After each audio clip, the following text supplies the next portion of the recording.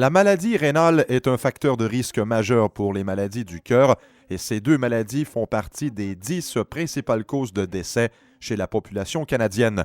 Le dépistage précoce de la maladie rénale permet de réduire les risques de maladies cardiovasculaires.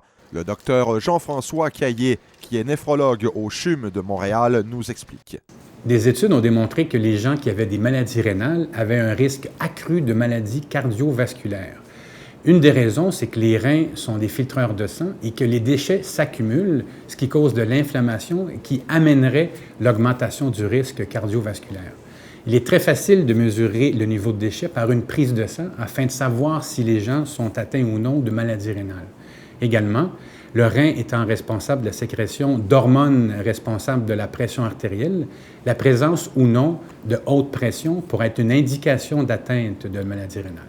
François-René Dussault sait pertinemment ce qui se produit lorsque les reins, qui sont des organes vitaux, ne fonctionnent plus.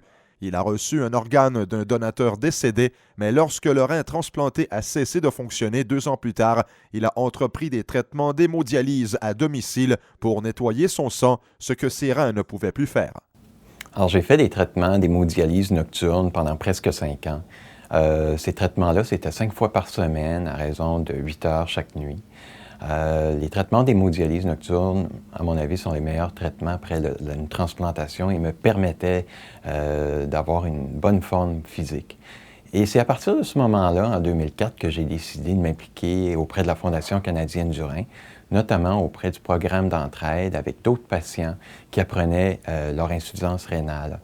Je les écoutais, je leur parlais des choix au niveau de la dialyse, que je faisais actuellement de l'hémodialyse nocturne et que ça n'avait pas été facile au début d'apprendre à faire ça, que j'avais même abandonné.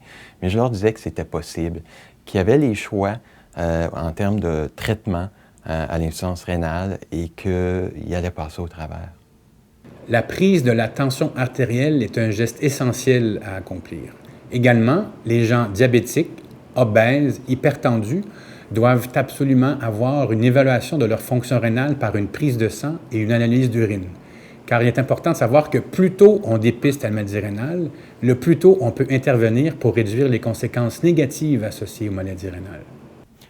En 2008, j'ai reçu ma 2e transplantation d'une personne décédée.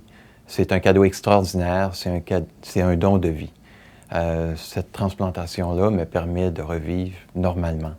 À ce niveau-là, le don d'organes est très important. Ça donne espoir aux patients comme moi en insuffisance rénale de voir la lumière au bout du tunnel. La recherche sur les maladies du rein, la dialyse, la transplantation, c'est très important et cette recherche-là doit se poursuivre.